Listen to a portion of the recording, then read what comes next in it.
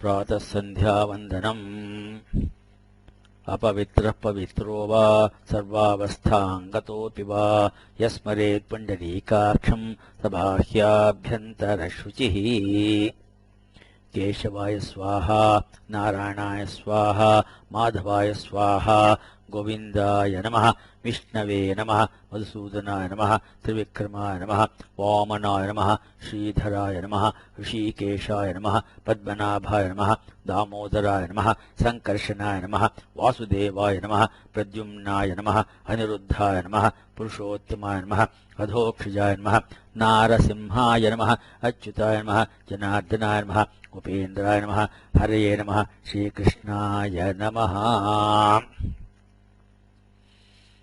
ॐ भू आचमनम् ॐ भूः ॐ भुवः ॐ स्वः ॐ महः ॐ जनः ॐ तपः ॐ सत्यम् ॐ तत्सवितुर्वरेण्यं भर्गो देवस्य धीमहि धियो यो नः प्रचोदयात्। ओमापो ज्योतिरसोऽमृतं ब्रह्म भूर्भुवः सुवरोम् ममोपात्त समस्त दुरितक्षयद्वारा श्रीपरमेश्वर प्रीत्यर्थं प्रातः सन्ध्यामुपास्ये। आपोहिष्ठामयो भुवस्तानवूर्जे दधातना महेरणाय चक्षसे यो वः शिवतमोरसस्तस्य भाजयते हनः उशतीरिव मातरः तस्मा अरङ्गमामवो यस्य क्षयाय जिन्वथ आपो जनयथा च नः। सूर्यश्च मामन्युश्च मन्युपतयश्च मन्यो कृतेभ्यः पापेभ्यो रक्षन्ताम् यद्रात्र्या पापमकार्षम् मनसा वाचा हस्ताभ्याम् पद्भ्यामुदरेण शिष्णा रात्रिस्तदवलुम्पतो यत्किञ्च दुरितम् मयि इदमहम् माममृतयोनौ सूर्ये ज्योतिषि जुहोमि स्वाहा। आचमनम् दधिक्रावण्णो अकार्षम् जिष्णोरश्वस्य वाजिनः सुरभिनो मुखाकरत्प्रण आयुगुंसितारिषतो आपोहिष्ठामयो भुवस्तानवूर्जे दधातना महेरणाय चक्षसे यो वः शिवतमोरसस्तस्य भाजयते हनः उशतीरिव मातरः तस्मा अरङ्गमामवो यस्य क्षयाय जिन्वथ आपो जनयथा च नः। हिरण्यवर्णा शुचयः पावकाया सुजातः कश्यपो यास्विन्द्रः अग्नीया गर्भम् दधिरे विरूपास्ताना आपश्यग्गस्यो न भवन्तो यासागुम् राजा वरुणो याति मध्ये सत्यानुते आवापश्यञ्जनानाम् माधुश्रुतशुचयो याः पावकास्तानापश्यग्गस्यो न भवन्तो यासाम् देवा दिवि कृण्वन्ति भक्षण्या अन्तरिक्षे बहुधा भवन्ति याः पृथिवीम् पयसोन्दन्ति शुक्रास्तानापश्यग्गस्यो न भवन्तो शिवेन मा चक्षुषा पश्यता पश्येवया तनुवोपस्पृशतत्वचं मे सर्वागुम् अग्निगुम् रप्सुषतो हुवेवो मयि वर्चो बलमोजो निधत्ता। द्रुपदादिवमुञ्चतु द्रुपदादिवेन्ममोच्चानः स्विन्नस्नात्विमलादिवा पूतम् पवित्रेणेवाज्यम् आपश्युन्धन्तु मैनसः। आचमनम् ॐ भूः ॐ भुवः ॐ स्वः ॐ महः ॐ जनः ॐ तपः ॐ सत्यम् ॐ तत्सवितुर्वरेण्यं भर्गो देवस्य धीमहि धियो यो नः प्रचोदयात्। ओमापो ज्योतिरसोऽमृतं ब्रह्म भूर्भुवः सुवरोम् ममोपात्त समस्तदुरितक्षयद्वारा श्रीपरमेश्वर प्रीत्यर्थं प्रातः सन्ध्या अर्घ्यप्रदानं करिष्ये। ॐ भूर्भुवः स्वः तत्सवितुर्वरेण्यं भर्गो देवस्य धीमहि धियो यो नः प्रचोदयात्। उत्तिष्ठ देवि गन्तव्यं पुनरागमनाय च प्रसीद देवि तुष्ट्यर्थं प्रविश्य हृदयं मम असावादित्यो ब्रह्मा। आचमनम्। ओमित्येकाक्षरं ब्रह्मा अग्निर्देवता ब्रह्म इत्यार्षम् गायत्रं छन्दं परमात्मं स्वरूपं सायुज्यं विनियोगम् आयातो वरदा देवी अक्षरं ब्रह्म संहितं गायत्रीं छन्दसा मातेदं ब्रह्म जुषस्व मे यदह्नात् कुरुते पापं तदह्नात् प्रतिमुच्यते यद्रात्र्यात् कुरुते पापं तद्रात्र्यात् प्रतिमुच्यते।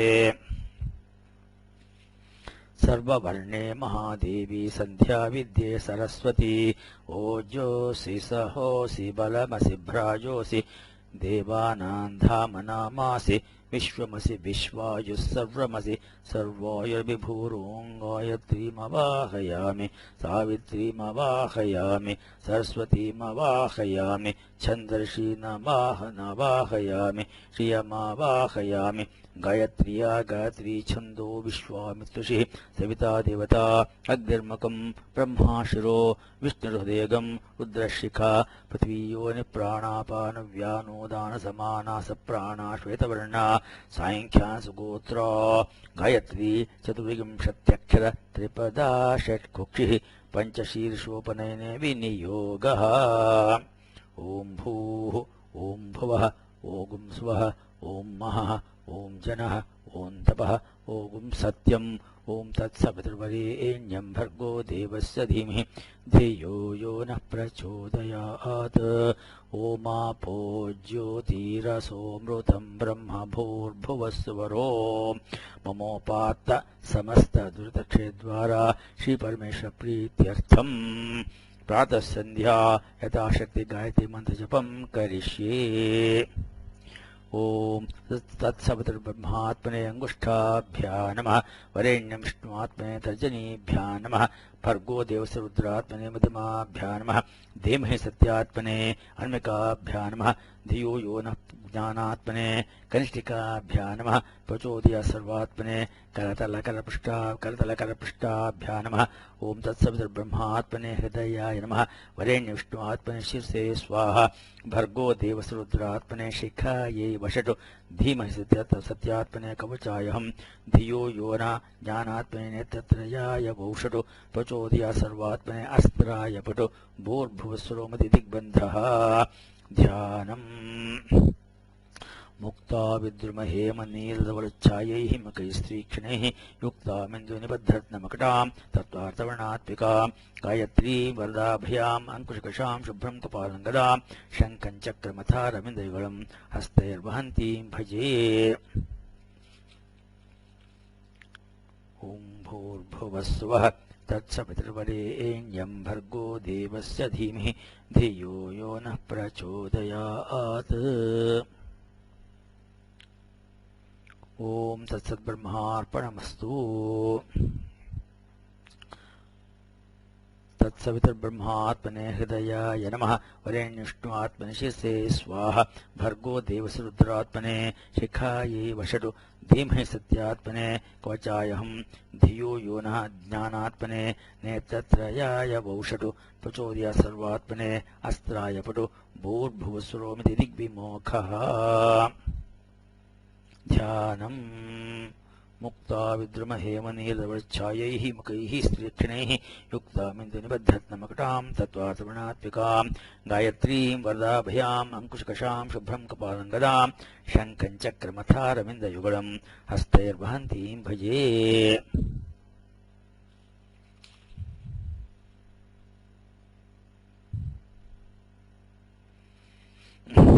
मित्रस्य चर्षणे दतश्रवो देवस्य सानसिं सत्यं चित्रश्रवस्तमं मित्रो जनान् यातयति प्रजानन् मित्रो दाधार पृथिवीमुतद्या मित्रकष्टीरनिमिषा विचष्टे सत्याय हव्यं कृतवद्विधेम प्रसमित्रमर्तो अस्तु प्रयस्वान् ಯಸ್ತಾದಿತ್ಯಶಿಖತಿ ವ್ರತೇನ ನ ಹನ್ಯತೆ ನ ಜೀಯತೆ ತೋತೋ ನೈನಮಗುಂಹೋ ಅಶ್ನೋತ್ಯಂತಿತೋ ನ ದೂರಾತ್. ಓಂ ನಮಃ ಪ್ರಾಚ್ಯೈ ದಿಶೇಯಾಶ್ಚ ದೇವತಾ ಏತಸ್ಯಾಂ प्रतिवसन्त्येताभ्यश्च नमो नमो दक्षिणायै दिशेयाश्च देवता एतस्यां प्रतिवसन्त्येताभ्यश्च नमो नमः प्रतीचे दिशेयाश्च देवता एतस्यां प्रतिवसन्त्येताभ्यश्च नमो नमः उदीचे दिशेयाश्च देवता एतस्यां प्रतिवसन्त्येताभ्यश्च नमो नमः ऊर्ध्वायै दिशेयाश्च देवता एतस्यां प्रतिवसन्त्येताभ्यश्च नमो नमोधरायै दिशेयाश्च देवता एतस्यां प्रतिवसन्त्येताभ्यश्च नमो नमो वान्तरायै दिशेयाश्च देवता एतस्यां प्रतिवसन्त्येताभ्यश्च नमो नमो गङ्गोयमयोर्मध्ये ये वसन्ति ते मे प्रसन्नात्मानश्चिञ्जीवितं वर्धयन्ति. नमो गङ्गोयमयोर्मुनिभ्यश्च नमो नमो गङ्गायमयोर्मुनिभ्यश्च नमः. ओम संध्यायेर्मा सावित्रेर्मा गायत्रेर्मा सरस्वत्येर्मा सर्वाभ्यो देवताभ्यो नमः. देवेभ्यो नमः ऋषिभ्यो नमः मुनिभ्यो नमः गुरुभ्यो नमः. कामो काशीन्मनुर्काशीन् नमो नमः. पृथिव्यापस्तेजो वायुराकाशात्. ओम नमो भगवते वासुदेवाय. यागुं सदा सर्वभूतानि चराणि स्थावराणि च स्वयं प्रातर्नमस्यन्ति सा मा सन्ध्या अभिरक्षतो. शिवाय विष्णुरूपाय शिवरूपाय विष्णवे शिवसहृदयं विष्णुः विष्णोश्च हृदयं शिवः. यथा शिवमयो विष्णुः एवं विष्णुमये शिवः. यथान्तरं न पश्यामि तथा मे स्वस्तिरायुषी. नमो ब्रह्मण्यदेवाय गोब्राह्मणहिताय च जगद्हिताय कृष्णाय गोविन्दाय नमो नमः. उत्तमे शिखरे जाते भूम्यां पर्वतमूर्धने ब्राह्मणेभ्योऽभ्यनुज्ञाता गच्छते विता सुखं. तुतो मया वरदा वेदमाता प्रचोदन्ति पवने द्विजाता. आयुः पृथिव्यां द्रवणं ब्रह्मवर्चसं मह्यं दत्त्वा प्रजातं ब्रह्मलोकम्. नमोऽस्त्वनन्ताय सहस्रमूर्तये सहस्रपादाक्षिशिरोरुबाहवे सहस्रनाम्ने पुरुषाय शाश्वते सहस्रकोटियुगधारिणे नमः. आकाशात् प्रतितन्तोऽयं यथा गच्छति सागरं सर्वदेव नमस्कारः केशवं प्रति गच्छति. सर्ववेदेषु यत्पुण्यं सर्वतीर्थेषु यत्फलं तत्फलं पुरुषमाप्नोति. स्तुत्वा देवं जनार्दनं वासनाद् वासुदेवस्य वासितं ते जगत्त्रयं सर्वभूतनिवासोऽसि वासुदेव नमोऽस्तुते. श्रीवासुदेव नमस्तुत्यो नम इति. चतुस्सागरपर्यन्तं गोब्राह्मणेभ्यः शुभं भवतु. काश्यपावत्सार नैद्रवत्रयार्षे पर्वान्वित काश्यपसगोत्रः आपस्तम्भसूत्रः यजुशाखाध्यायी श्री बालसुब्रह्मण्य शर्मा अहम्भो अभिवादये. आचमनम्. यस्य स्मृत्या च नामोक्त्या तपस्सन्ध्या क्रियादिषु न्यूनं सम्पूर्णता याति सद्यो वन्देतमच्युतं. मन्त्रहीनं क्रियाहीनं भक्तिहीनं जनार्दन यत्कृतं तु मया देव परिपूर्णं तदस्तु मे. अनेन प्रातःसन्ध्यावन्दनेन भगवान् सर्वदेवात्मकः श्रीवासुदेव प्रीणातु. संध्याकाले मध्ये मन्त्रतन्त्रस्वरवर्णन्यूनातिरिक्तलोपदोषप्रचितार्थं नामत्रय महामन्त्रजपं करिष्ये. ॐ अच्युताय नमः अनन्ताय नमः गोविन्दाय नमः. अच्युताय नमः अनन्ताय नमः गोविन्दाय नमः. अच्युताय नमः अनन्ताय नमः गोविन्दाय नमः. अच्युतानन्दगोविन्देभ्यो नमः. कायेन वाचा मनसेन्द्रियैर्वा बुद्ध्यात्मना वा प्रकृते स्वभावात् करोमि यद्यत् सकलं परस्मै नारायणायेति समर्पयामि.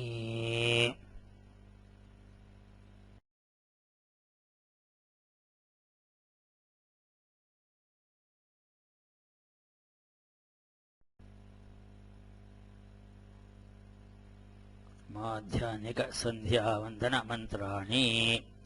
ಪ್ರಾತಃ ಸಂಧ್ಯಾವಂದನೆಯಲ್ಲಿ ಇರುವಂತೆಯೇ ಮಾಧ್ಯಾಹ್ನಿಕ ಸಂಧ್ಯಾವಂದನೆಯಲ್ಲಿಯೂ ಮಂತ್ರಗಳು ಇವೆ. ಎಲ್ಲಿ ವ್ಯತ್ಯಾಸಗಳು ಇವೆಯೋ ಆ ಮಂತ್ರಗಳನ್ನು ಈ ಕೆಳಗೆ ಹೇಳಿವೆ. ಸೂರ್ಯಶ್ಚ ಮಾಮನ್ಯಶ್ಚ ಮಂತ್ರದ ಜಾಗದಲ್ಲಿ ಆಪಃ ಪುನಂತು ಪೃಥಿವೀ ಮಂತ್ರವನ್ನು ಹೇಳಲಾಗುತ್ತದೆ. आपः पुनन्तु पृथिवीं पृथिवी पूता पुनातु माम् पुनन्तु ब्रह्मणस्पतिर्ब्रह्म पूता पुनातु माम् यदुच्छिष्टमभोज्यं यद्वा दुश्चरितं मम सर्वं पुनन्तु मामापोसताञ्च प्रतिग्रहग्रस्वाहा अर्घ्य बिಡುವಾಗ हगुंसश्रुचिषद्वसुरन्तरिक्षसद्धूत वेदिशदतिथिर्दुरो न सतु न षद्वरसदुतसद्व्योमसदब्जा गूजा ऋतजा अद्रिजा ऋतं बृहतु उपस्थानमन्त्र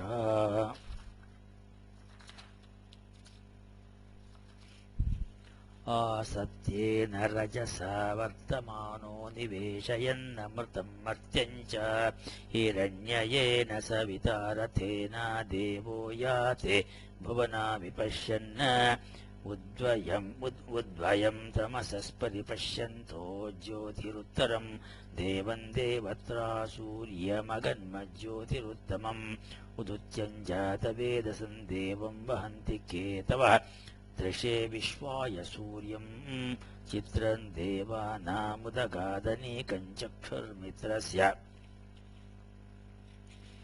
वरुणस्याग्नेः आप्राद्या वा पृथिवी अन्तरिक्षगं सूर्य आत्मा जगतस्तस्तुषश्च तच्चक्षुर्देवहितं पुरस्ताच्छुक्रमुच्चरतु पश्येम शरदशतं जीवेम शरदशतं नन्दाम शरदशतं मोदाम शरदशतं भवाम शरदशतकं शृणवाम शरदशतं प्रब्रवाम शरदशतमजीतास्याम शरदशतं योक्च सूर्यं दृशे य उदगान् महतोर्णवाद्विभ्राजमानः सरिरस्य मध्यात् समावृषभो लोहिताक्षः सूर्यो विपश्चिन्मनसा पुनातो सन्ध्यायेन्मा सावित्रेन्मा गायत्रेन्मा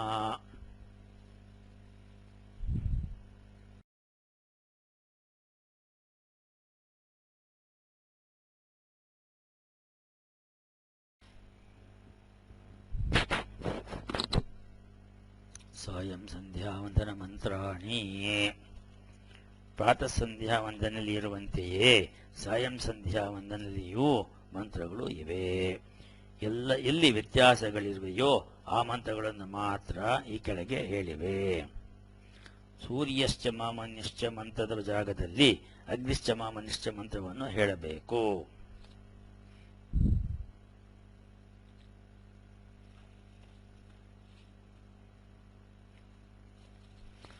अग्निश्च मामन्युश्च मन्युपतयश्च मन्यो कृतेभ्यः पापेभ्यो रक्षन्ताम् यदन्ना पापमकार्षम् मनसा वाचा हस्ताभ्याम् पद्भ्यामुदरेण शिष्णा हस्तदवलुम्पतो यत्किञ्च दुरितं मयि इदमहं ममृतयो नो सत्ये ज्योतिषि जुहोमि स्वाहा. उपस्थानमन्त्र इमं मे वर्णश्रुधी हवमद्या च मुडया त्वामवस्युराचके तत्त्वायामि ब्रह्मणा वन्दमानस्तदाशास्ते यजमानो हविर्भिः अहेडमो नो वरुणेह बोधिरुषगं समान आयुः प्रमोषीः यच्छिद्धिते विशो यथा प्रदेववर्णव्रतं मिनीमसिद्ध्यविद्यवी यत्किञ्चेदं वरुणदैव्ये जनेभिद्रोहं मनुष्याश्चरामसि अचित्ते यत्तव धर्मायोऽपि मानस्तस्मादेन सो देवरीशः कितवासो यद्पूर्णदेवी यद्वाघा सत्य मुदयन्न विद्मा सर्वाता विश्यशिथिरेवधि सर्वाया विश्यशिथिरेव देवाथा ते स्यामवर्णप्रियासः ॐ नमः प्राच्यै दिशे.